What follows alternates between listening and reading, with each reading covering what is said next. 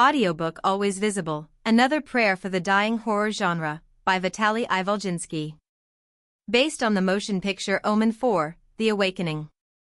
5th chapter. The greenest city in the United States has already woken up from its slumber.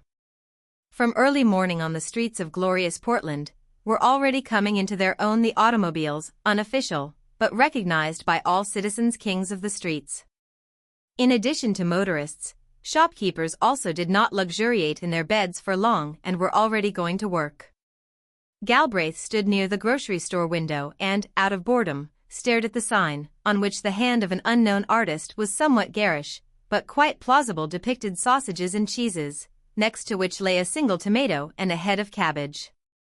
Combining products like this served two purposes: notified the potential buyer about what he could buy in this place, and also, which was essentially the essence of all advertising art, made him feel hungry and want to buy it as soon as possible. In the end, Galbraith still could not resist the charm of advertising and entered the large glass doors. Taking a basket from a stack located right at the entrance, he headed deeper into the store, where the merchandiser, invisible to customers, ordered to be laid out all sorts of meat delicacies.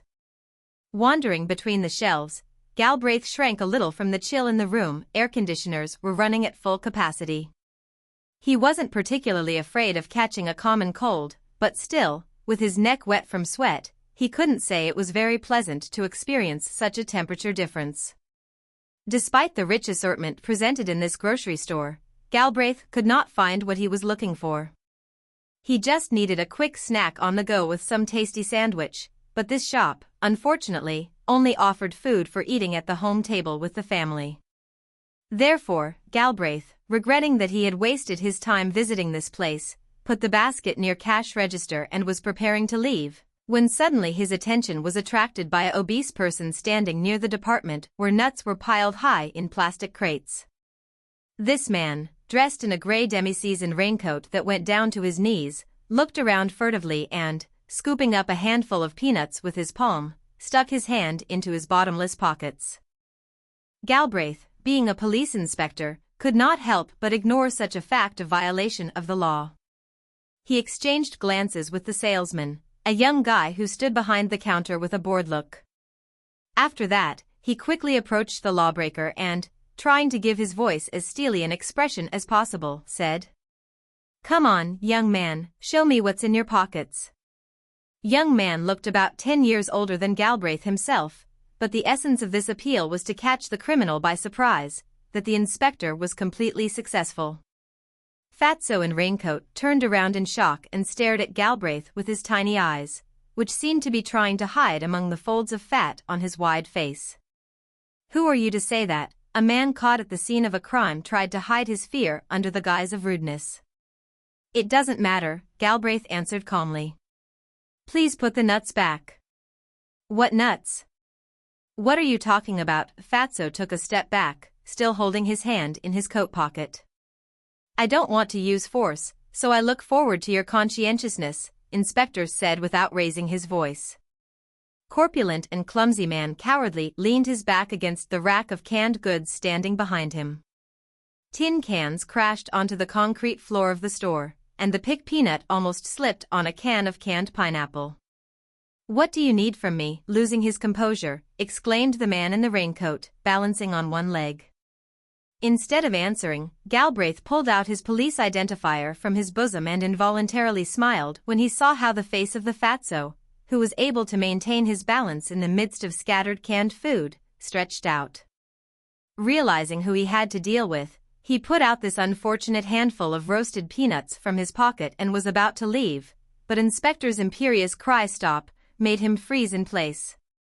"Your name? Address? Place of work?" On automatic, Galbraith uttered the usual patter for such cases. "Earls. My name is Earls Nacht." Like a guilty schoolboy, this pathetic man began to report. In The Garden Elder, and in Vancouver Earl, Inspector sarcastically quoted some proverb. It was difficult for Galbraith not to contain his burst of mirth. It was impossible to look at this shoplifter without laughing. When Earls already announced his place of work, Galbraith suddenly heard his name and turned around, in the doorway of the store stood a man who looked to be about 5 years younger than the inspector himself. "What, Galbraith?" picked up the pickpocket, cheerfully said that guy as he approached the two. "As you can see, buddy," Galbraith answered, trying not to relax in front of the Earl's eyes. "Hey you, dodderer," the younger man turned to the thief. "Is it so difficult for you to legally acquire these tiny nuts?" Galbraith tried to hold back his expressive friend, but he had already come close to the fatso, shaking with fear, and grabbed him by the collar. "Listen to me, you learner," he hissed angrily right in the shoplifter's face. "Thou shalt not steal. Weren't you taught this as a kid?" In response, Earls let out a barely audible wheeze, and the younger man squeezed his neck even harder. "You are a bad geezer," he continued. "If you don't learn my lesson, I'll gouge your piglet blinkers out." Having said this, Galbraith's friend put forward the little finger and index finger of his right hand. At the sight of this gesture, Fatso's eyes pop out. "Get over it, you're a policeman," shouted Galbraith, seriously frightened for the fate of the pickpeanut. "Do as you wish," with obvious annoyance said the younger man. He let Earl's knacked go, who did not fail to take the opportunity to leave the store out of harm's way. Looking after the retreating man in raincoat, Galbraith put his hand on his friend's shoulder.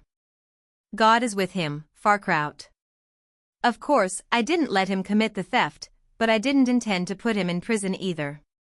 How I would like to give him a goodbye kick, so that he learns, lard head, that stealing is not good."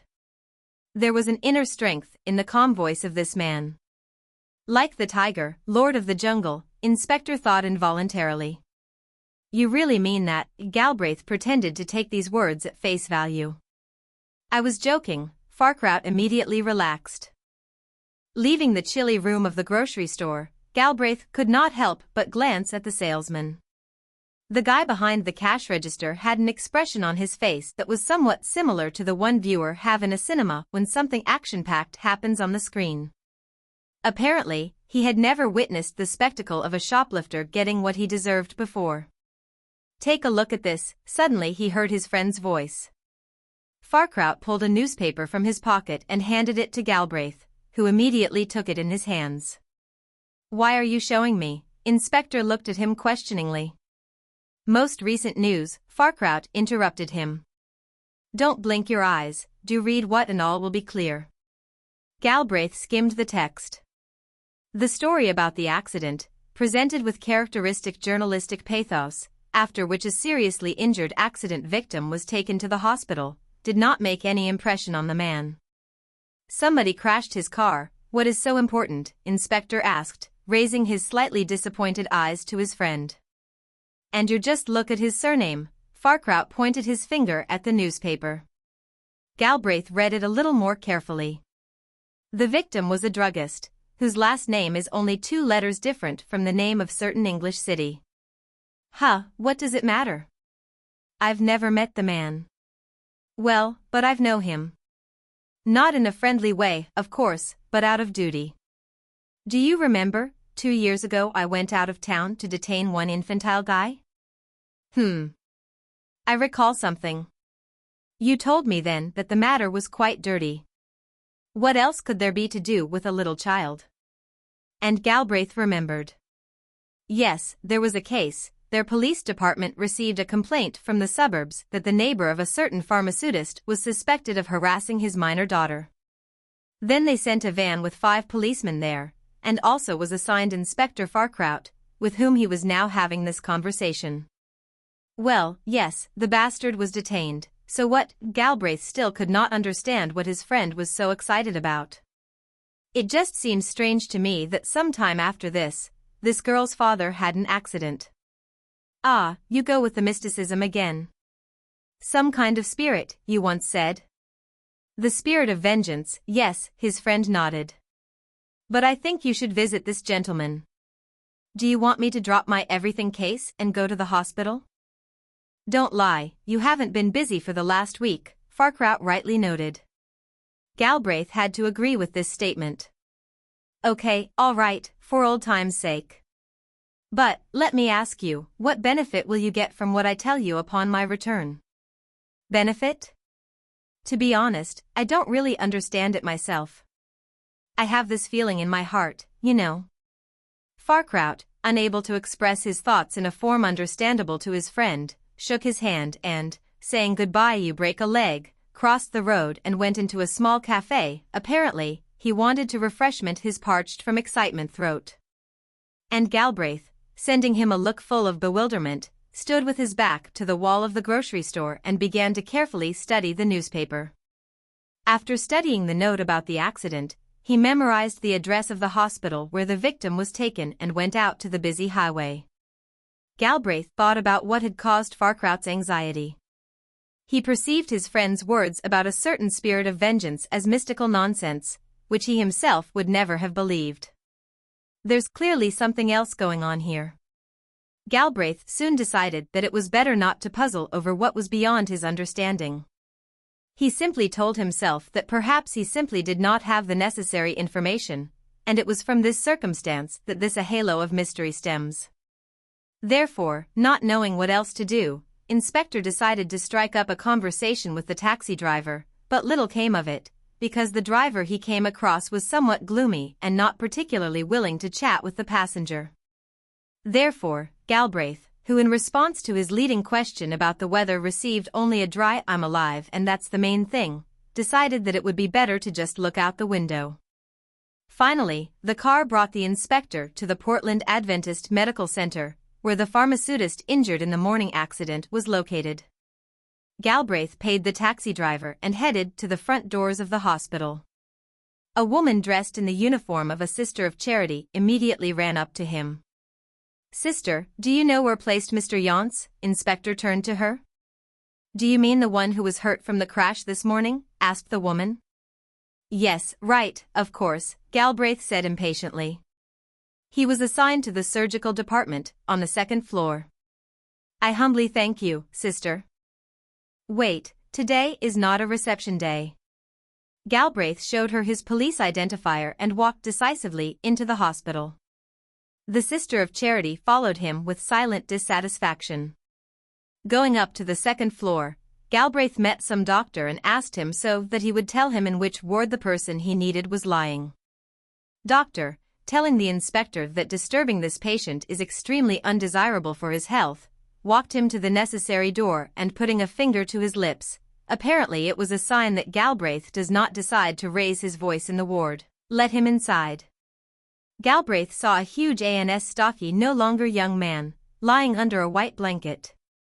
His powerful chest slowly heaved with noisy breathing. The visitor thought that Mr. Yonce looked a little like an old bear who was about to go into hibernation. Perhaps the inspector was prompted by the strange facial expression. The left side of the poor guy's face went numb and his mouth ended up twisted into a terrible grimace. "Bell's palsy," doctor whispered to Galbraith.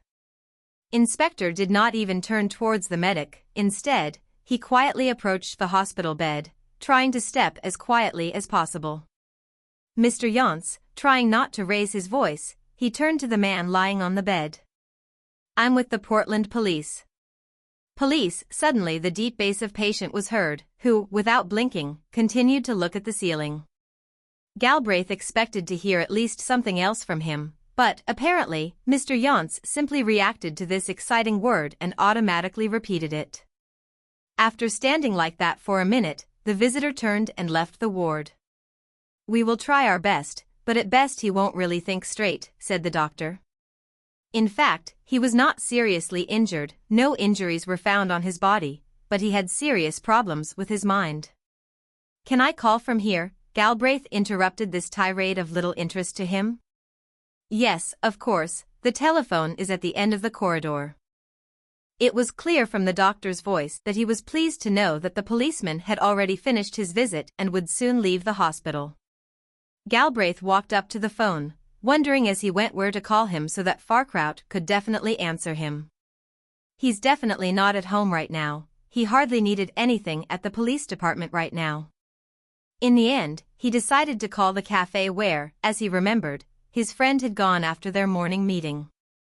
And he wasn't wrong, having asked if the owner could call Farkraut to the phone and received a yes. "Wait a bit," Galbraith perked up. Half a minute later, his friend went to the phone. Hello, buddy, is that you? Hello. Now I'm in Portland Adventist Medical Center. Thank you for fulfilling my whim. I don't know if what I say will upset you, but in general, Mr. Yonce got brain damage. My condolences. So you didn't really hear anything from him? All he could say was parrot the word police after me. It seemed to me that this was because he had some kind of mental trauma associated with this. Well, if you were a father, you wouldn't be so sad when you're... Ahem. It slipped from my mind. Ah, you're a holy head. Okay, come on. But wait, how did you guess that I was in the cafe? I saw you go there. And you thought that I had been stuck here for a long time? Haha, you were totally right. Well, good luck with that. We shall meet again. Galbraith hung up. And in fact, while reading the newspaper, he completely forgot about what Farkraut told him about last year's incident. Okay, he thought, going out into the street, I fulfilled my friend's request, so what next? Inspector asked the Sister of Charity where the public transport stop here. Having reached the bus stop closest to his police department, Galbraith got off the autobus and, stretching his legs that were numb from standing, all the seats were occupied, immediately directed his feet towards there. Squinting from the sunlight, Galbraith came close to the facade of a 3-story building overlooking a majestic green square. He stretched out his hand to the brass handle of the double door, but the next second a young sergeant with a blue cap on his head came out to meet him. Galbraith stepped sharply to the side, making way for him, but the young man stopped in place and looked at the inspector with a slight squint. Good afternoon, Mr. Galbraith. Sergeant raised his hand to his cap. Hi, Sasher, Inspector answered with some bewilderment. Mr. Chief Inspector Skymore wants to see you, he reported in a brave tone. Hearing this, Galbraith involuntarily lost heart. What this is regarding, he asked the young man in a stammering voice. He's waiting for you in his office. Sasher ignored his question and moved on. Galbraith could not resist the pleasure of looking away this cheerful young man, who, putting on his cap as he walked quickly up the street, slightly tilting his curly head forward. Interesting, Galbraith thought, what made this young man so happy? Inspector entered the doors of the police department, but he was in no hurry to immediately go up to the second floor. To begin with, he decided to verify the veracity of the sergeant's words and looked into the duty officer's room, where he found old Pauling, who, as always, was sitting at his desk. At that moment, he was pouring himself some coffee, and a little further away, 2 policemen were dozing on a sofa by the window. When the inspector appeared, Pauling shuddered slightly and, putting the coffee pot on the table, raised his head.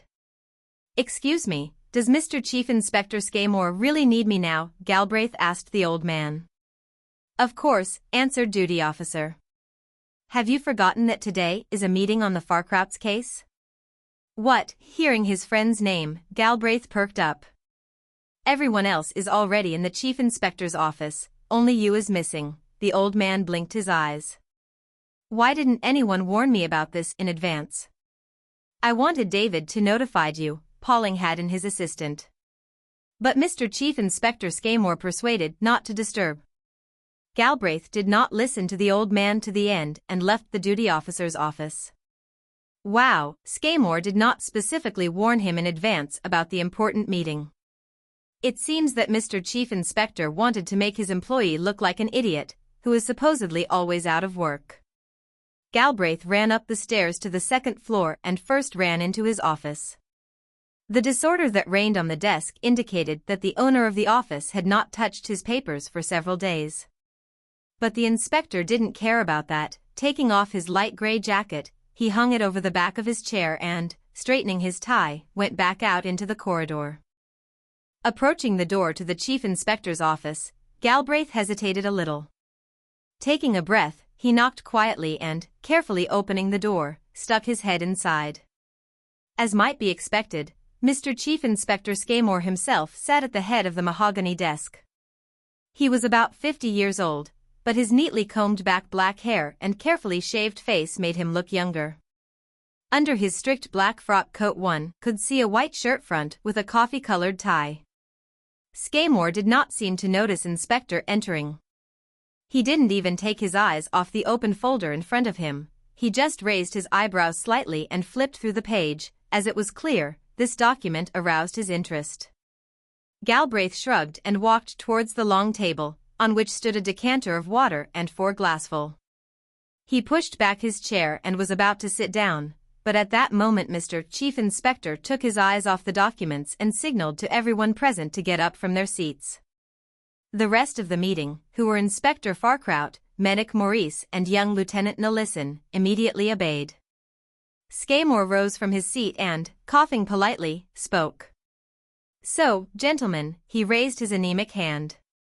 "I hereby declare this meeting in session. I'll leave it to Inspector Farkraut to briefly summarize the facts." After these words, Scaymore sank into a deep armchair and gave a sign to the young inspector with a slight nod of his head.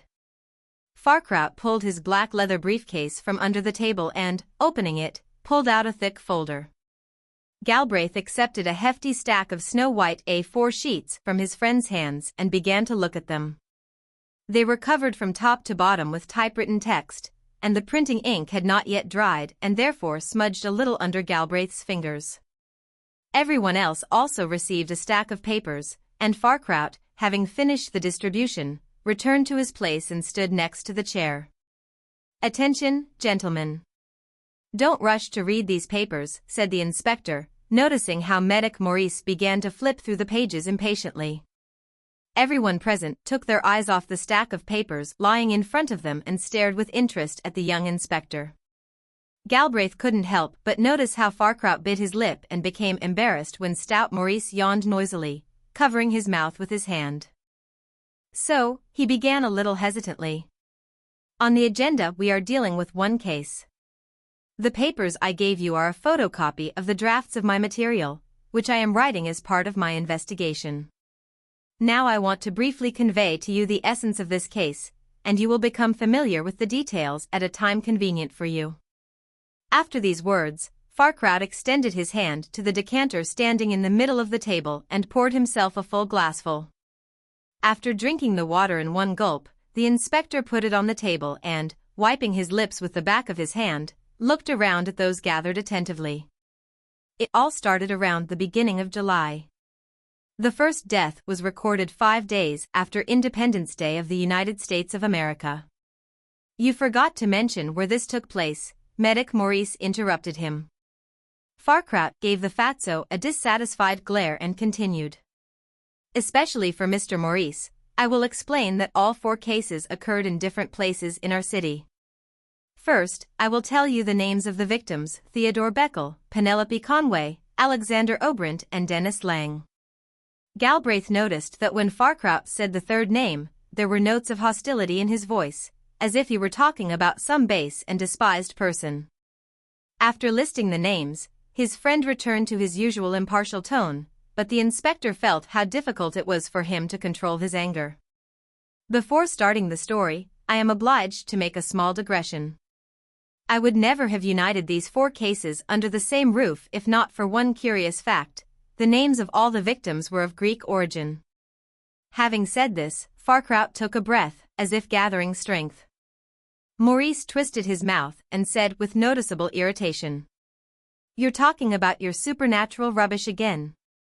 This remark infuriated the young inspector, who, looking at the medic and trying to maintain the official appearance of a person speaking at a meeting, said, "If Mr. Maurice thinks that I am making the deaths look like some kind of anti-scientific nonsense, then let him continue to think so, but I am not going to give up my investigation." In these words of Farkraut it was felt that he was specifically tired of the fatso's remarks. Undoubtedly, he already hated him with all his heart. Medic was involuntarily taken aback by these words, but, meeting the gaze of Mr. Chief Inspector, he was able to swallow the reproach and even tried to make an indifferent face, which he did not do very well. "I'll ask Inspector Farkraut to return to exposition of his case," Mr. Chief Inspector spoke up. After these words, he suddenly turned his head towards Galbraith. Scaymore's glare was strange, as if he was filled with hidden amusement. He involuntarily shivered. It seemed that the eyes of the chief inspector were saying, "Learn from your friend's mistakes, control your emotions." Farkraut was then completely pleased with the effect his words had on Maurice. Pulling himself together, he returned to his speech. "So, I'll start in order." The first victim was Theodore Beckel, a janitor at the Union Way. At first sight, what happened to him was nothing more than an accident. While returning home from his evening shift, the poor man was hit by a car. "Where did it happen?" asked the chief inspector. "Right at the marked crosswalk in front of the shopping center," Farkraut answered politely. Death came instantly. The wheels of the car turned his head into a bloody mess. Suddenly a quiet scream was heard in the office. Everyone turned their heads towards Nilsson. Lieutenant's face acquired a deathly white hue. The young man blinked rapidly and opened his mouth, but could not utter a sound. "What is it with him?" Galbraith muttered inaudibly under his breath. These words did not go unnoticed by the stout medic, who immediately leaned towards the inspector. "Hematophobia, the guy is afraid of the mere mention of blood and gore," snoring noisily, Maurice whispered to Galbraith. "And how do such youths get hired into the police?" thought Galbraith, looking at Nilsson.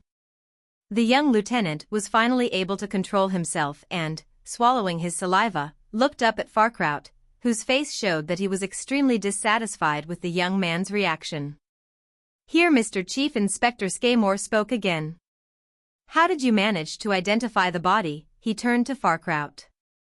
"Understand that the body belonged to a 50-year-old Union Way janitor was child's play. Attached to his work uniform was a badge that read T. Beckel. Very good." It seemed that to Scaymore liked the logic of this explanation. "What's next?" "Now I will begin to describe the second victim, Penelope Conway, 20-year-old saleswoman in duty-free shop, specializing in all kinds of powders, washing, insect repellents, and so on." Galbraith was a little amused by Farkraut's description of profession of this woman. One got the feeling that his friend was tempted to call the deceased with the apt word powder proprietor, but the official style that inspector was forced to adhere to did not allow him to introduce such words into his speech. The saleswoman was found dead in her apartment. Her body was discovered by her own aunt, who came to her to give her some book telling about ancient Greek myths. "Cause of death?" Scaymore asked dryly. "This is a difficult question from a medical point of view," the speaker sighed. No signs of violence or visible injuries were found on the body of the deceased. "I guess it might be poison," Maurice expressed his guess out loud. "Do you think Penelope Conway committed suicide?" It seemed that Farkraut did not like this guess. "I haven't seen this lady's corpse, how can I know for sure?" Medic was hurt by the inspector's words. "I'm just make assumptions." It was a little funny for Galbraith to watch how Fatso, who had previously interrupted Farkraut, now began to make excuses to the young inspector. He was involuntarily overcome with a feeling of pride for his friend. "What was the woman wearing when her body was discovered?" Scaymore suddenly asked a question. This query confused Farkraut, who began rummaging in his jacket pockets before answering. A second later he raised his head, and Galbraith noticed that his friend's cheeks were covered with a faint blush of embarrassment. "Well, the deceased was wearing a light white dress," he stammered. "Cinched with satin ribbon." "What about shoes?" Mr. Chief Inspector inexorably continued to asking. "The saleswoman had alpargatas on her feet with ties around the ankle," Farkraut answered, looking down. As if the young man's embarrassment brought satisfaction to Scaymore, thought Galbraith, looking at the chief inspector, whose face expressed both interest and hidden gaiety. It's not hard to guess that Farkraut wanted to get off the topic of the late saleswoman as quickly as possible. Undoubtedly, the fact was that, being a bachelor, it was difficult for him to answer the Mr. Chief Inspector's questions regarding items of women's clothing. Therefore, he immediately moved on to describe the succeeding accident. "Next we will talk about 32-year-old Alexander Obrandt," he continued his speech. He was, to put it mildly, Farkraut paused, searching for words. Who was this person in life if the policeman feels embarrassed when he tries to describe him, thought Galbraith, absent-mindedly listening to what was happening in the chief inspector's office. He was a conductor of nightwalkers, speaker squeezed out. Galbraith realized what profession his friend meant and decided to come to his aid. Pimp, he was pimp. For the first time during the entire meeting he raised his voice. All those present turned their heads together and stared in amazement at the inspector. There was silence in the office, but he just smiled into his mustache. "You probably misspoke," Maurice remarked with a quiver in his voice. Galbraith didn't answer the medic, he just nodded in Farkraut's direction, as if telling the others to listen to his friend, and he had nothing to do with it. Placing his hands on the table, Inspector thought that if anyone present shared his preferences in music, then no one would have thought to be surprised by his phrase. "I want to add," after a minute's pause the speaker continued, "that prior to this, Mr. Obrant came from Atlanta, State, Georgia, where he worked as a cashier at Chick-fil-A. Nellison suddenly interrupted him. At first this dropout was selling fried chickens, and then switched to different chicks. Apparently, the young lieutenant wanted to defuse the situation with this vulgar joke, but he failed to achieve success in this. Everyone sitting at the table remained silent and looked disapprovingly at the young man. Farkraut was the most dissatisfied. It seemed just a little more and he would approach the lieutenant and grabbed him by the neck. But to Galbraith's relief, his friend was able to control himself. Determining what Alexander Obrant died from was an easy task, Farkraut continued. His body was found in the room of Eastside Lodge, where he was called by one of his subordinates. "Name of Light Olov," Skymore said, hammering out the words. "Miss F," Farkraut began. Suddenly a high and piercing "Ocho-o" was heard throughout the entire office. This was once again Lieutenant Nellison. Covering his mouth with his left hand, the young man wiped the tears from his eyes with his right. It seemed that he deliberately sabotaged the inspector's speech. With great effort, Nellison gave his face a calm expression and looked at everyone present with a guilty look. Sorry, please SSE, Lieutenant said nervously under the frowns of the others. Inspector sighed heavily. "I understand you, buddy," Galbraith thought regretfully. "It's not easy when you are constantly interrupted." "On what issue did Fille de Joie call Mr. Obrant?" Skymore asked as if not noticing anything. "It was a trivial point," Farkraut perked up. "She came across a nervous client who categorically refused to pay." "Name of client?" Mr. Chief Inspector asked questions with the indifference of an automaton. 34-year-old Eugene Woods. "We have not yet been able to establish his place of work," replied Farkraut. "Try harder," Skymore said with a fatherly intonation. As a matter of fact, Inspector ignored this remark. Obrant met his death in his motel room. The client fell into a state of passion and right in front of the fancy woman stabbed Pimp in the ribs with a knife, and when he fell to the floor, Mr. Woods began to kick him in a rage. Galbraith was pleased that his friend used his phrase to describe the profession of the deceased. At least someone benefited from this band, he thought ironically. When the police arrived at the crime scene, then Alexander has only a terrible bloody pulp left in place of his manhood, Inspector said. Once again the young lieutenant let out a cry of horror, but no one cared about his phobia, especially Galbraith, who was much more worried about the fact that when Farkraut spoke about the death of Alexander Obrant, there was such an impulse in his voice that it seemed as if the inspector was unwittingly encouraging the actions of the murderer. What bad did this man do to my friend if he hates him so much, he wondered. After these words, Farkraut took a breath. It seemed that he was glad that he had finished the story about a man of an ignoble profession. The last victim was Dennis Lang. Saying this name, Inspector involuntarily smiled. He was an entomologist living in the Portland suburbs. Generous heart. You're starting to drool, Medic reprimanded the inspector. He died as a true altruist, Farkraut continued. Dennis gave his life to save another person. Mr. Maurice is right, Skymore interrupted him. You should focus on the facts, not the personality of the deceased. All right, the speaker reluctantly conceded. Lang was once walking near his house and saw a little boy running away from a mad dog with heart-rending screams. You speak as if you were an eyewitness to what happened, Galbraith couldn't resist commenting. These details were given to me by his neighbor, Mrs. Taggart, his friend answered casually. In general, the entomologist rushed to help the baby, but unfortunately he tripped on a stone and fell right in front of the hound's nose, which did not deny itself the pleasure of attacking the man lying in front of him. "Is everything okay with that kid?" Mr. Chief Inspector asked with some sympathy. "Little boy was rescued," Farkraut said with a smile. "But at the cost of the life of his savior." Then his face darkened again. When poor Dennis Lang was taken to the hospital, his body was so damaged by the teeth of a rabid animal that he, without regaining consciousness, left this world in a hospital bed that evening. "What happened to Mad Dog?" Skidmore inquired. According to Mrs. Taggart, Hound, having finished with the entomologist, ran away in an unknown direction. "We didn't bother looking for her.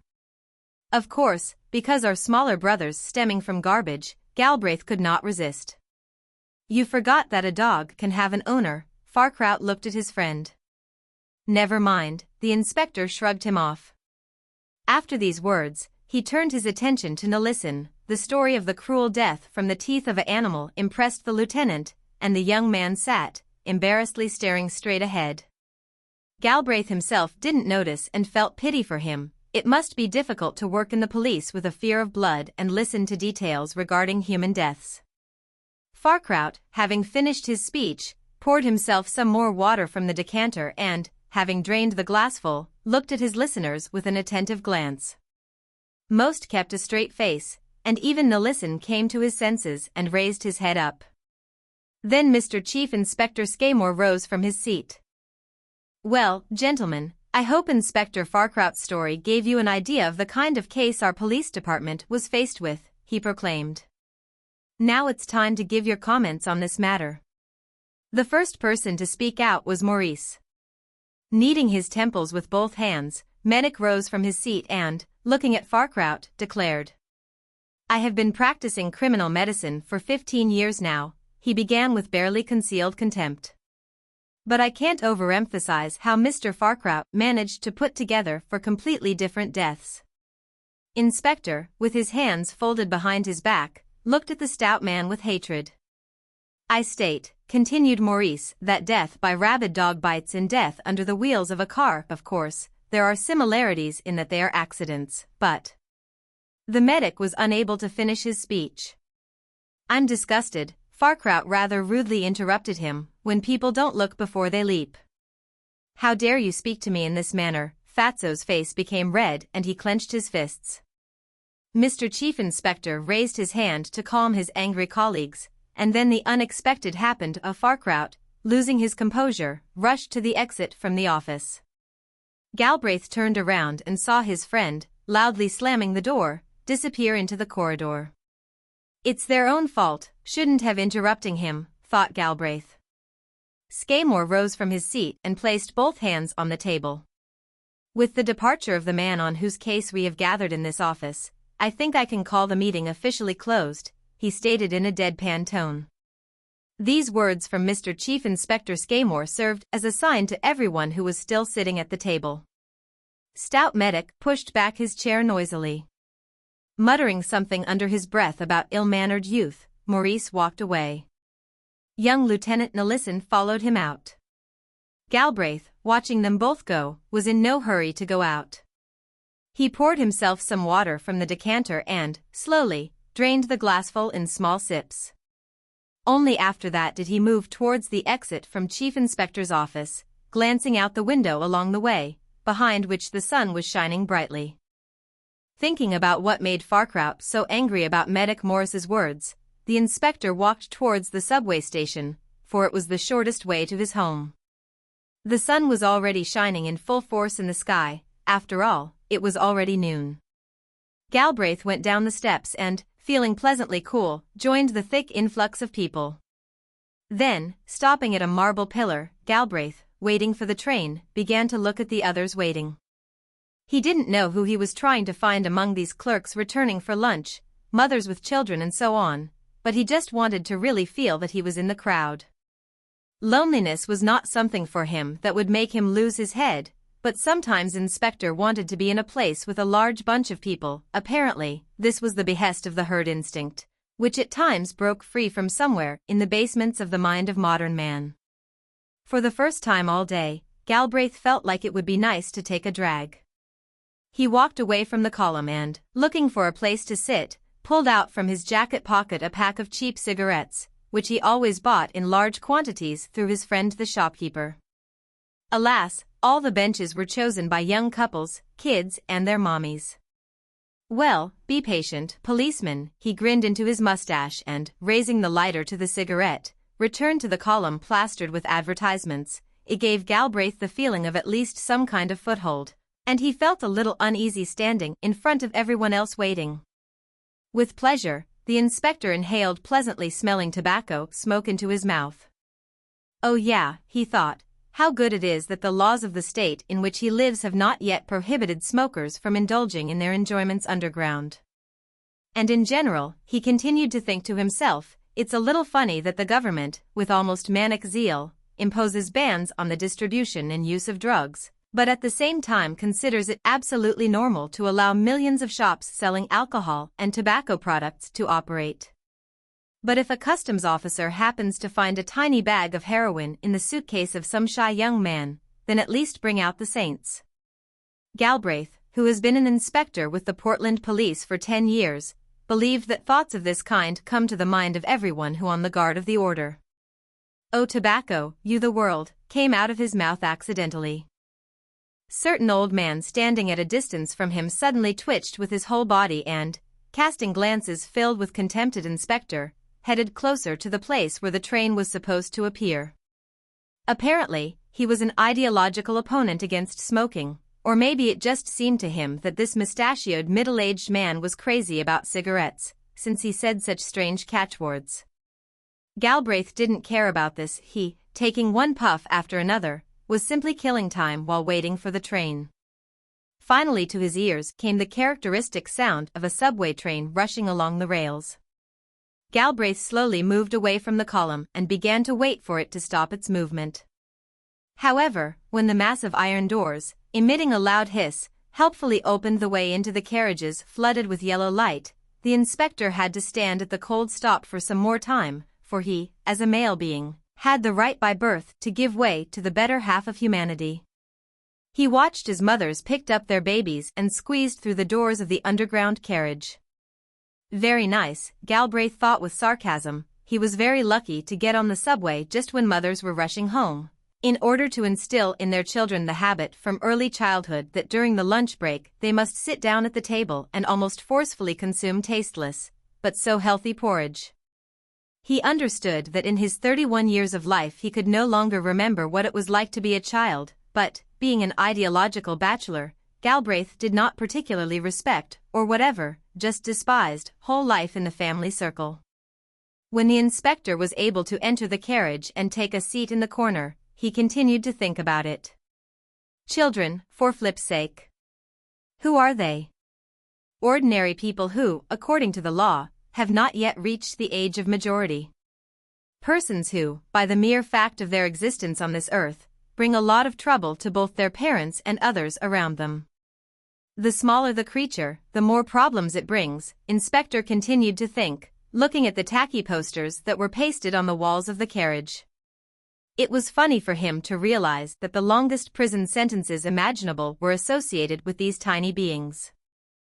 Galbraith caught himself thinking that in his thoughts he had gone so far as to divide all of humanity into two castes, adults and underages, and his attitude towards the latter was not even positive. Lord, where am I drifting? Exclaimed Galbraith, forgetting that he was in a crowded subway car. He heard laughter and caustic comments directed at him. It was a group of several teenagers who seemed amused by his somewhat frightened expression. Galbraith looked at them with the stern look of a servant of the law, but they did not shut up. In fact, why should they be afraid of a man who does not show at all that he works for the police? This is the essence of his work, trying not to attract suspicion, searching for information. But God will be with them, Galbraith thought about the teenagers calling him names. Still, shouldn't have shouted like that, he needs to control himself in public. The inspector crossed his legs and began to look at the opposite corner of the car. Trying not to pay attention to the nipper's words, Galbraith suddenly felt disturbance begin to circulate through his blood vessels. His subconscious seemed to be screaming to its owner, some tragic accident has happened. It's not clear what exactly and it's not clear when, but anything wrong and inevitable occurred. Without taking his eyes off the opposite side of the carriage, he realized that a familiar face had come into his field of vision. Glancing over his fellow passengers, he finally settled on a man who, with his head thrown back against the partition, was sleeping in his seat. Galbraith squinted. This man's body swayed rhythmically to the rhythm of the train. The left hand, which had previously been lying on the knees of the dormant, suddenly hung at the moment of the next turn of the carriage and began to sway, like a dry leaf of a tree in the wind, while the lower jaw gradually dropped downwards slowly. Galbraith, without losing sight of this man who had attracted his attention, thought that he was sleeping like the dead. Along with this thought, the feeling of uneasiness in his veins gradually turned into a burning dread.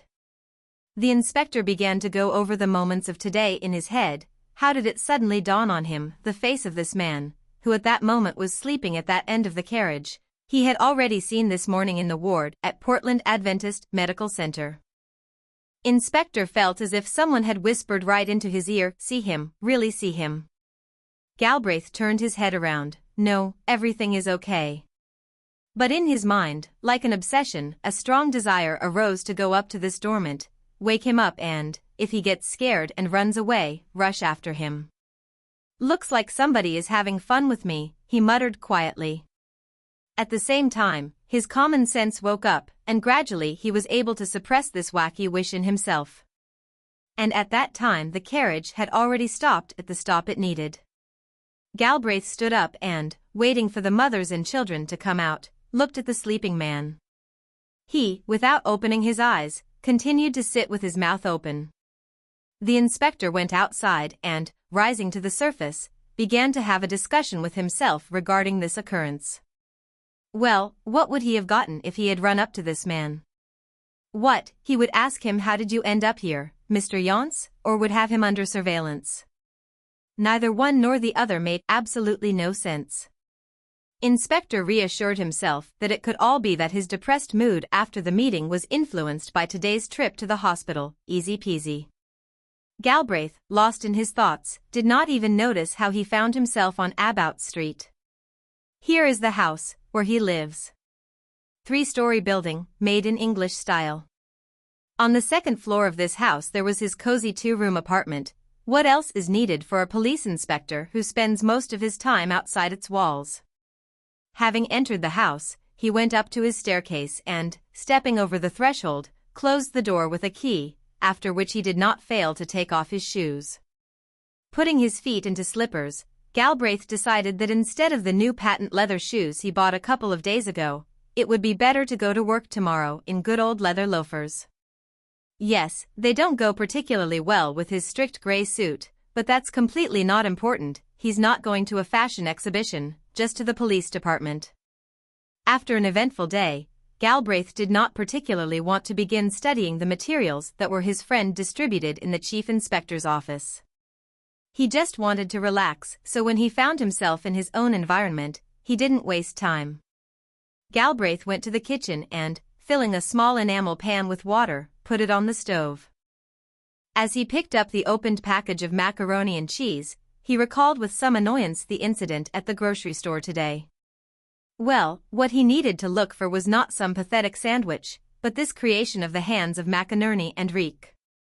Okay, the inspector reassured himself, he can fill himself up a little with the remaining amount of macaroni, and new products he will buy near the house tomorrow morning. Just so he doesn't face again with a pick peanuts, that they fall under the ground. Before throws macaroni into the water, he had to wait about 9 minutes.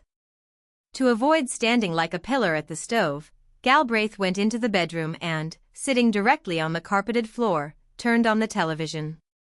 The inspector didn't really care about the contents of the broadcast channels, all he wanted was to fill the silence in his apartment. People's voices and music were quite a good background for such lonely gatherings. It was already dark, but in the bedroom, which was half lit by the television screen, Galbraith didn't turn on the light. Since childhood he had a love for the dark. Memories were fresh in his memory of how he used to climb out of the window at night and run into the yard to climb onto the ladder and sit there, looking at the street, until his father, awakened by the creaking of the shutters, chased him back. What did little Galbraith get from these nightly forays? Perhaps the realization that the usually crowded streets seemed to die out after dark? Or the pleasant feeling of the night breeze blowing from all sides, which, as it seemed to the boy, at night seemed to become quite tangible and became like moisture hanging in the air? But the child who could answer this was no longer in the world. He was replaced by an adult, unbeliever in the wonders man. More precisely, the faith in them itself had not gone away, but with age it had noticeably dulled and now only very occasionally made itself felt. Without turning off the television, Galbraith got up from the floor and went to the kitchen, where water was already boiling in the pan that he had put on the stove 10 minutes ago. Throwing all the macaroni into boiling water, he stared at their blue cardboard packaging. He remembered the advertising description of this product, a comfort food. Well, yes, for typical Americans, this cheese-flavored macaroni is something so pleasant, nostalgic, something that is familiar to them from childhood. Galbraith smiled gloomily. The magic of similar advertising did not work on him, because he was not an American. His homeland was Gloucester, the town that gave this world the author of the poem Invictus. It was there, nearby the River Severn, that Galbraith spent his carefree childhood. In his father's small wooden house, the future Portland police inspector most of the time he spent reading all sorts of books that his mother gave him for his birthdays, and also at times tried to express himself artistically, but alas, the strict father wanted to raise the heir in the same severity as the boy's grandfather raised him. Therefore, when the father saw his son doing this, sheets of paper painted with watercolors were immediately sent into the fireplace. It was still a little painful for Galbraith to remember this. Finishing the macaroni, the cheesy smell of which had already become a little boring to him, the inspector began to decide whether he should now begin to study the material received today from Farkraut's hands. His daily routine was never particularly disciplined, but Galbraith usually did not allow himself to be lazy, always trying to do his police work even at home. He mainly did this because he suspected that once he got slumped, it would be difficult for him to return to normal work mode, which, being a policeman, he feared just as an electrical appliance fears being disconnected from the electrical network. However, on this day he decided to cheat his usual rules. His head, overflowing with today's impressions, was practically pulling his entire body down, like a lead ball. Well, Galbraith said to himself, placing the now empty plate under the stream of water, I'll spend tomorrow morning reading the materials. With this thought, he went into the bedroom and, glancing at the television that continued to show some soap opera, picked up the remote control that was lying on the floor and pressed the button. The silence that reigned in the apartment seemed to pierce his eardrums. The inspector turned his head to drive away this feeling and sat down on the bed. For good measure, he thought, he should go to the bathroom now, but as soon as he took off all his clothes, he immediately fell asleep. The dream he visioned then was quite curious. In one sleep, he found himself in some huge underground canyon or trench. Standing on a metal platform, the inspector looked into a bottomless pit, from which came a strange hum, as if somewhere there, in the center of the earth, a wind was blowing. He turned away from the edge and walked towards the underground hangar, which seemed to have grown into the surface of the red rock. As soon as Galbraith approached the heavy doors with strange patterns painted on their metallic surfaces, they immediately climbed up with a hydraulic hiss, allowing a person to go inside. After hesitating for a couple of seconds, he took a step forward. Beyond the threshold a corridor went somewhere into the distance, on the walls of which stretched iron pipes and thick electrical cables in multicolored plastic sheaths. An eerie blue glow emanated from the tiny, albeit numerous, light bulbs that ran in even rows along the curved ceiling. Galbraith moved forward along the corridor, delving into the impenetrable darkness of this incomprehensible underground structure. So he walked forward in a completely straight line until he ran into glass, which blocked his further path. Behind it there was a view of a huge room, like a warehouse, where plastic barrels stood in neat rows and cardboard boxes lay disorderly on the floor strewn with broken glass. The exact size of this room was difficult to determine because the darkness obscured the corners, and the only source of light was a dim light bulb hanging from a metal pin on the high ceiling. Galbraith began to look for the entrance to the warehouse, but there was neither a door nor even a small crack in this thick glass. The inspector walked to the very left edge. On the other side he saw a pipe similar to the one that hangs near the walls of houses and serves to drain rainwater.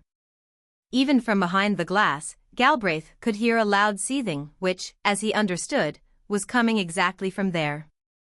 Without taking his eyes off this inappropriate indoors element of the interior, he squatted down. And then suddenly, as if under pressure, beige and red streams began to flow out of the pipe, looking either like resin or very dense clyster, a paste.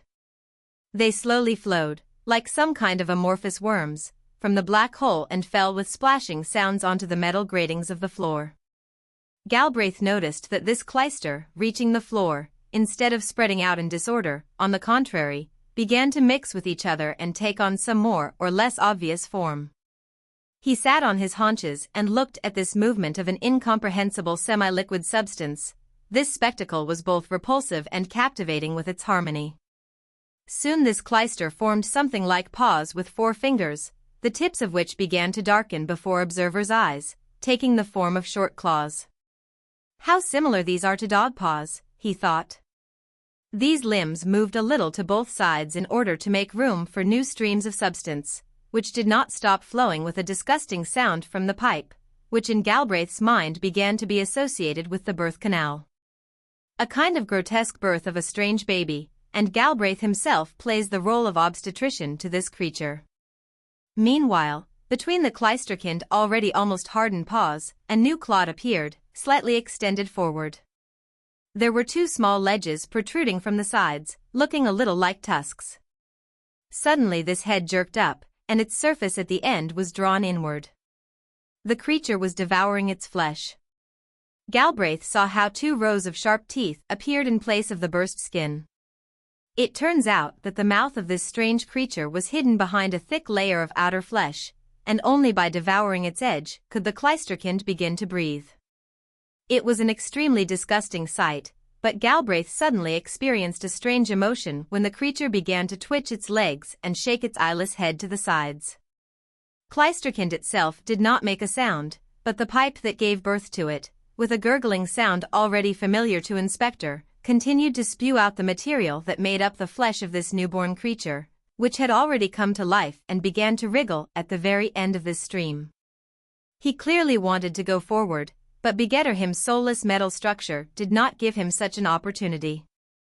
Galbraith suddenly felt something like pity for the clysterkind, as if he felt himself in the place of this unfortunate, ugly creature who could not really leave the womb, because the legs were still there, hidden inside the pipe that gave life to him. All of a sudden Clysterkind stopped twitching convulsively and, turning his eyeless head towards Inspector, froze in a strange position, like a puppy who had spotted a mouse in the tall grass. Although, to be honest, the tusks, which were already more clearly protruding from the sides of the creature's mouth, gave it a much greater resemblance to some kind of mammoth, albeit terribly deformed, with grayish-pink skin, devoid of any hair, but with clawed paws. Yes, the parents would feel uneasy if they looked at their son now, Galbraith thought, as if we were not talking about a strange creature from nightmares, but about an ordinary human baby. Those were last thoughts of Inspector. Clysterkind, who had previously been motionless in one place, suddenly jerked forward. His front half of his body, that is, his paws, head and what could be called his chest, were torn away from the stream of thick liquid flowing from the pipe. With a deafening grinding sound, like the squeal of an animal processed by an electronic filter, Clysterkind broke through the thick glass and sank its sharp teeth into the neck of Galbraith, who was taken in by the silent wonder.